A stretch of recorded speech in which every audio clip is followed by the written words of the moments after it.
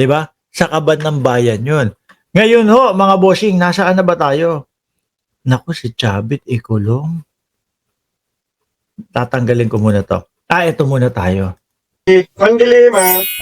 Uso na naman 'to, 'no? Meron na naman panibago, mga kababayan. Sino?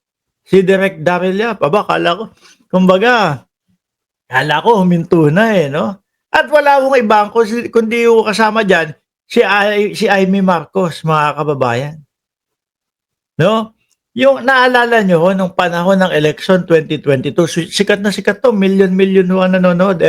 Ngayon, gano'n pa din naman po, madami pa din pong nanonood. Ano ho, mga bossing, pero nakikita mo dito, pilit na lang yung ano nila, eh, pilit na lang yung pagbibintang nila, eh. Panoorin ho natin, mga kababayan, na nililiitan ko, baka mamaya i-copyright tayo niyang mga niyang mga 'yan. Excuse me, hindi ito Pandilemon. Hindi ko ba nakikita? Bawas na ito ng isa? So ano pala yan? Pandekroko? Pandekroko daw ho, 'no? Wala naman pong ibang tinitira 'to kundi si Martin Romualdez, eh. Wala akong ibang tinitira 'yon kundi si Martin Romualdez, 'no?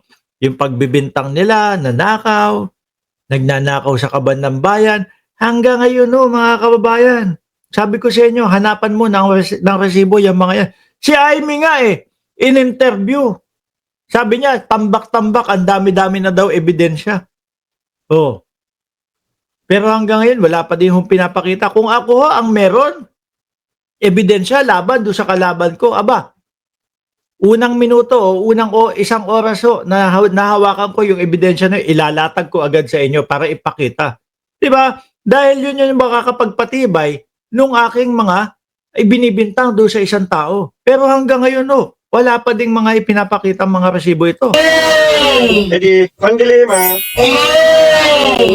Naku, kala ko sa kami ka lang mahilig. Mahilig ka rin pala sa tinapay. Sa bagay, yung sityo mo nga, kinakain mo. Bumaba si Amy Marcos sa ganitong ano, no? Sa ganitong ano, asal. Biruin mo yun. Ay, ikaw po, sir, ano bang paborito mong palaman? Eh, ang nutriban nga, kahit walang palaman, masarap. Akala ko gusto mo ng cheese. Hoy, healthy ang keso pampatibay ng ngipin at May pagtatanggol pa sa keso, ha? Pampatibay daw ng ngipin. Kaya pala, wala kang ngipin. bakit malaki ang ngipin. Hindi ko pinagtatawanan, ha? Alam ko na ano to, eh, na stroke or na ano, siguro mga isang buwan o 2 buwan yung makalipas. Halos kawawang-kawawa na. Tapos ito, bumibira na naman, eh, oh. Ngipin niyo sa kongreso? Bakit? I'm serious. Hindi ako nag-joke, no? Hindi ako nag-joke, no? Malaki Tingnan mo, pati si Jok, no?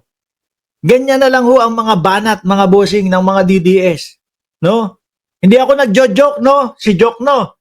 Tapos ano ibabanat ni Amy Marcos? Pag malaki yung ngipin. Ano yun? Ad hominem? Nasa politika kayo, senadora ka, tapos ang banat mo ad hominem. Pag malaki ang ngipin, pakinggan nyo ho. malaki kasi ang ngipin. Malaki rin ang kain. Uy, Ang babaw. Ang babaw ho. Sabi ni Jarold Evans, Amy, isa pa tong buwang, trying hard magpatawa, hindi naman komedyante. Pero ang babaw ho. Nakita nyo? Ang babaw nung kanilang mga banat. Pag malaki ang ngipin, pero yung mga sinasabi nila na magnanakaw, na kesyo ganito, madaming kinukuha sa pondo ng bayan, wala silang maipakita ebidensya. ano ba yung nasa leg mo? Yung mga accessories ka, ha? Ito? Wala ito. Hindi Blue ribbon is for my protection. Blue ribbon is for my protection. Yun po yung yun po si Ping Lacson ang tinutukoy nila dyan, mga kababayan. Di ba? Kasi sinasabi, request ng mga DDS, imbitahan si Martin Romualdez na pumunta doon sa Senado. Sabi ni Lacson, hindi pwede kasi meron tayong interparliamentary na kasunduan, etc. etc. Yun din yung mga sinabi nila Bongo, nila Bato, di ba, nung iniimbitahan sila sa Congress.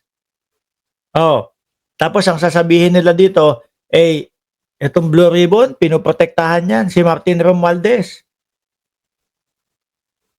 Mga ano, wala na ho ito, mga kababayan, paunti na lang paunti itong mga ito. No, di kalaunan mauubos na. Nakita mo nga ho, nakita nyo ho, yung doon sa ni Kiko Barsaga, mga kababayan. Yung parali-rali ni Kiko Barsaga, 100 pumunta.